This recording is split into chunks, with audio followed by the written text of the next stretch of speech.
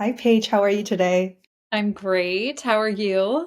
I'm doing well. Hey, thanks so much for being here with me. I've been looking forward to having this conversation with you and hearing your story. So, would you mind just doing a quick intro of yourself, please? Of, of course. Well, thanks for having me. It's a real pleasure. I am a cyber safety expert and I have a corporate communications background, and I've spent most of my career training and educating consumers, businesses, law enforcement, victim advocates on how to protect themselves from identity theft and cyber scams. That's amazing. And cyber safety is just something that, we're hearing about all the time because clearly our data footprint continues to grow. So, I think it's a great space to be in. Um, I'd love to ask you a few questions about how you got here. I mean, did you always know that this is what you wanted to do? Um, or has it just changed along the way? And how did you get here and what's your journey? Yeah, well, the whole training aspect and being in front of people and helping people. I am a little bit of background. I'm the oldest of four. So I feel like just being in charge is in my DNA, and standing in front of a group is in my DNA. You kind of are that when you're the oldest and you come from a large family. And I'm the one with all the trips. I'm the one building the itinerary and sending them out, making sure I know when and where people are. So it is no surprise that I ended up in a career where I'm educating, I'm in front of people, I'm talking to people, getting their story, listening. And so I know that even in high school, there was a part of me that wanted to be in law enforcement for a period of time. And then fast forward a few years later after college, and I get this job where I'm building training for law enforcement, and going across the country, 17,000 law enforcement that we educated in all 50 states. And so I kind of got that piece fulfilled. And so it's really cool how just diverse education is, and how much, like you said, it's scams are rampant, so there's so many people to educate, and just so many different types of people. So I'm really glad it fell into this industry and just get to talk to so many people. Yeah, and it is interesting, especially now with generative AI, that space, I think, in terms of protecting people, protecting consumer becomes even more critical. Tell us a little bit about what you do in your role today, if you don't mind, and kind of maybe that journey of how you went from, training like 17,000 officers across the country to maybe some of the things that you're focusing on today. Yeah, so I'm at a new startup. It's called Secure Labs, and we are a governance risk compliance platform to help companies stay compliant with all of just like the evolving state and federal laws that there are in compliance. And so I actually love being on a startup. You kind of wear so many hats, and I'll get into that maybe a little bit later on things I would recommend for you if you're just starting out on your career. But being able to wear so many hats really does stretch you. You're learning, you're growing. And so I really like that aspect of just being able to grow. Um, and then in my specific role, I'm doing sales and marketing, and just like things that I only got to do a small bit in my former Mhm. position. And so it's just really neat, I guess, to see how this industry is so massive, and the things that I learned along my first 16, 17 years at my former company, how applicable they are in this just new startup world. It's skill set that just keeps compounding and compounding on top of each other. That's amazing. And did you specifically choose kind of to kind of pivot and say, hey, I'm going to go from kind of this larger public company to, like the startup? Like, what made you kind of choose that path? When you are in a job, career that it's like you have your consistent paycheck, and you've got your benefits, and you've got all these things. That's great, right? You There's definitely I had to assess what I wanted to do. But I remember, so I was the 10th employee at LifeLock. And that was a startup, but I was fresh out of college. I didn't realize how cool that experience was going to be and the things that I was going to learn. Of course, I took it head on, and I just thought kind of every startup was like that. And so the fact that I saw it through all the way, four different mergers and acquisitions, and it became this monster company that it was, that was amazing. I learned so much, and I had, years now experience. So I thought, I loved that startup world. I really think I could take what I've now learned about business, about life, people, just connecting with a spectrum of different people. I think I can take that and build something.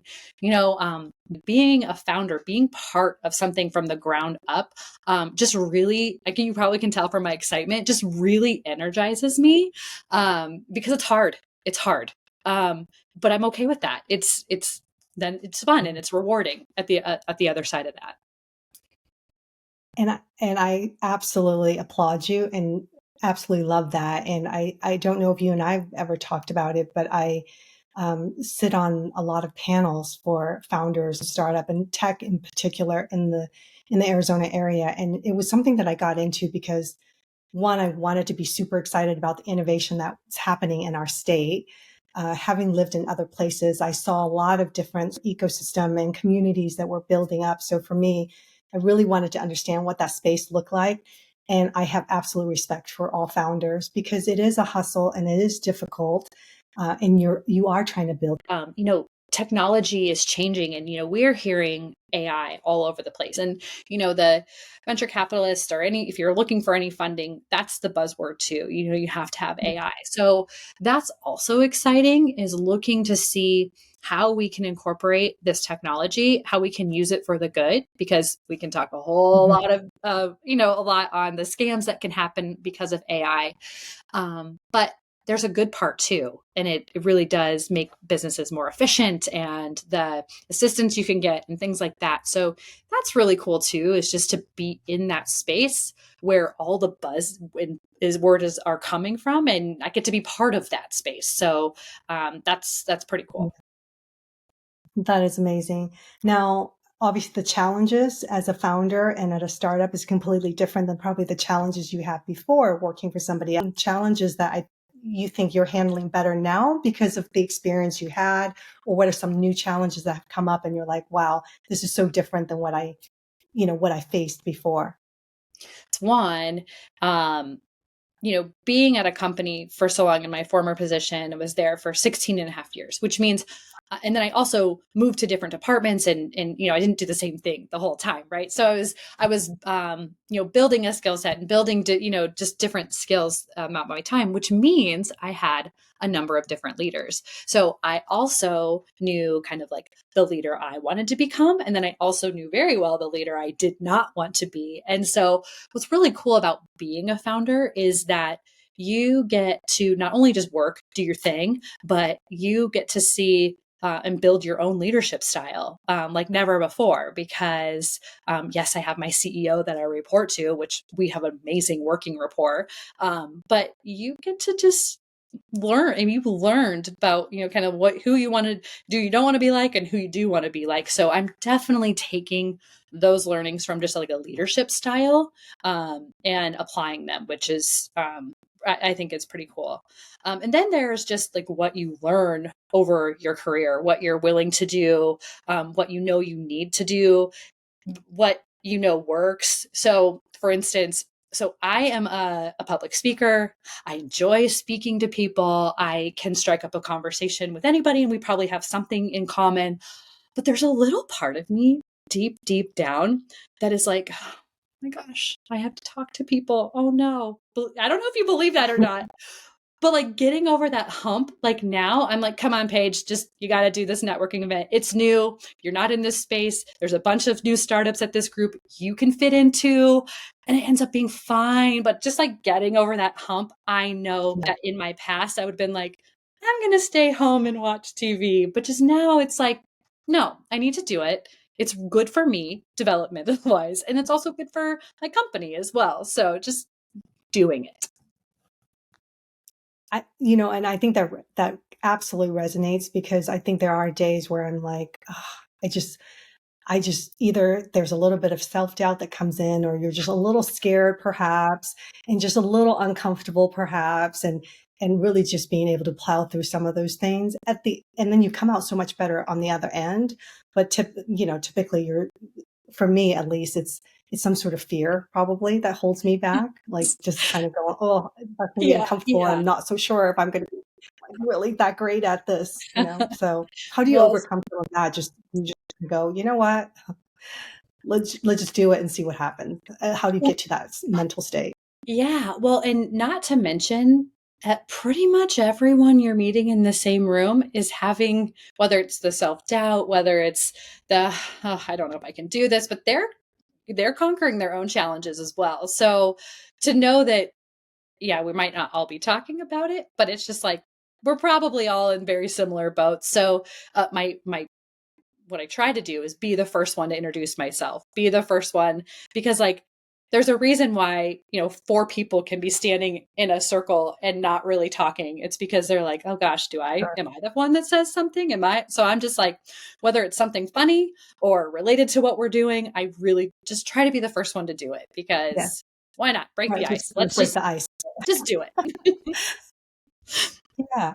And having had these years, I'm curious about how you define leadership and success, right? And has that changed? Because you also now have become a mom. And so does that sort of play into how you look at some of those things?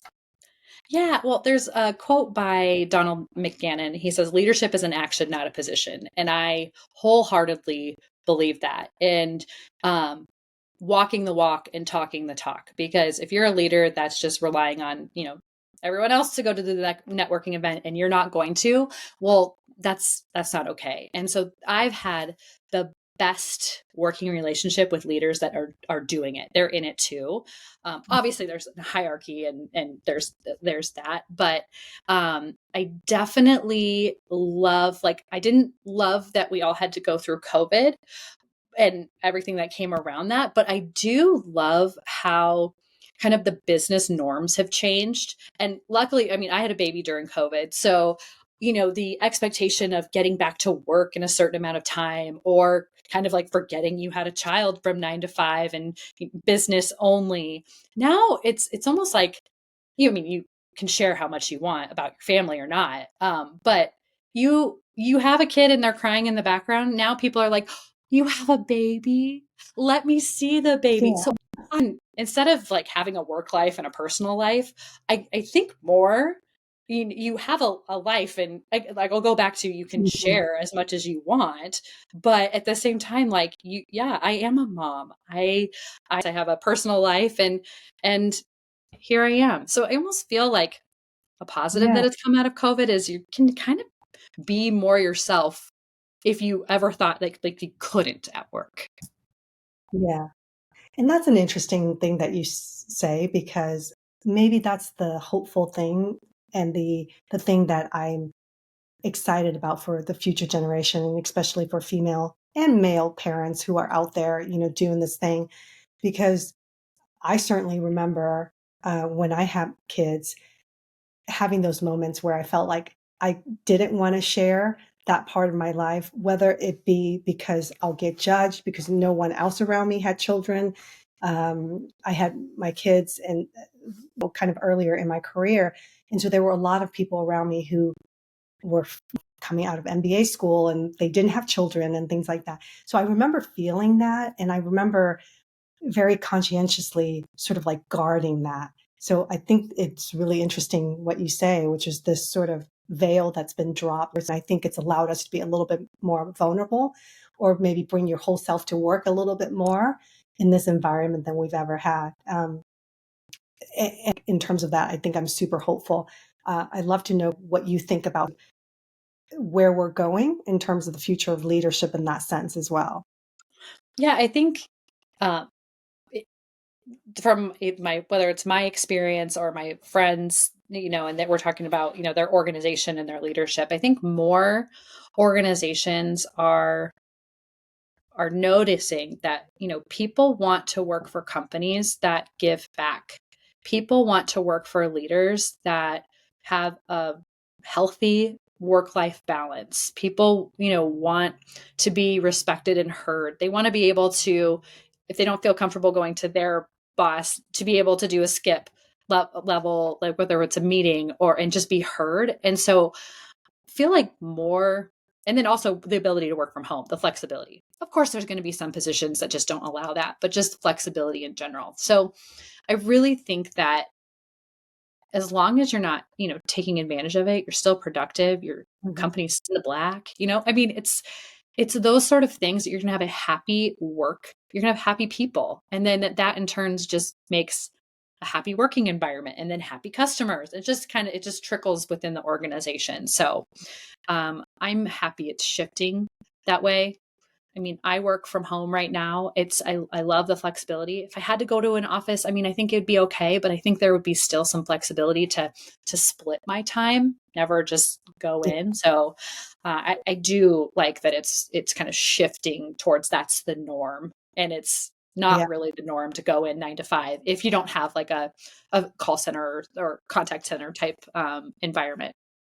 absolutely. Yeah, I think flexibility is key now. I think we've all gotten super used to, adjusted our lives around it.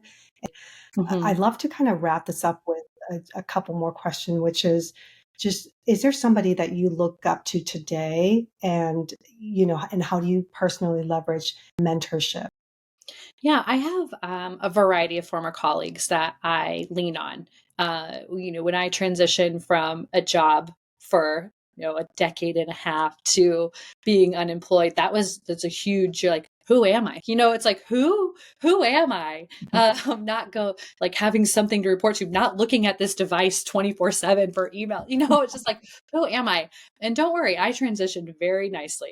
I had, people I leaned on during that time who have gone through similar transitions that was really helpful. I think it's really important we take the opportunity to one be open to feedback as long as they're not being rude, and find a trusted person that will give you that feedback and start applying it because we can always do better.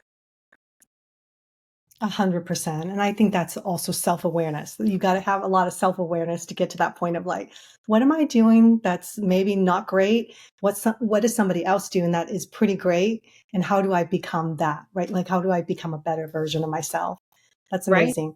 What advice would you give others if they wanted to kind of do what you do or get into cyber safety, cybersecurity side of the house? 100%. It's about a lot of it is about who you know, not what you know. Yes, so you eventually build up to this, big brain of stuff you're learning. So the importance is just networking. And right now, if you don't have a big network, join a networking group. There are many free networking groups. LinkedIn is also great. And also, I've been doing a bunch of SANS courses, and they have a Slack channel that you end up meeting like-minded professionals. And I've already had some pretty great conversations with people after the training interested. There's this person, cyber defense, and I was like, I'm so interested to learning about just what you're doing. So having conversation with her was really cool. So my advice is just to network, and also know that whether you're volunteering and you're not being paid, and you could be meeting your next boss, you could be meeting somebody that works for a company that they love it and they could recommend you to their company, and just know that no, I'm not saying you have to like have your guard up all the time, but just like, work hard, be yourself and be authentic, but know that like there's so many opportunities that could happen just by talking to somebody randomly that wouldn't have happened. So just put yourself out there. Even if it's hard for you, just put yourself out there. It'll definitely help in the long run. Yeah, absolutely. I 100% agree with you. Paige, thank you so much. I've enjoyed having this conversation. And again, I appreciate your time and I appreciate conversation. Thank you, Sandra.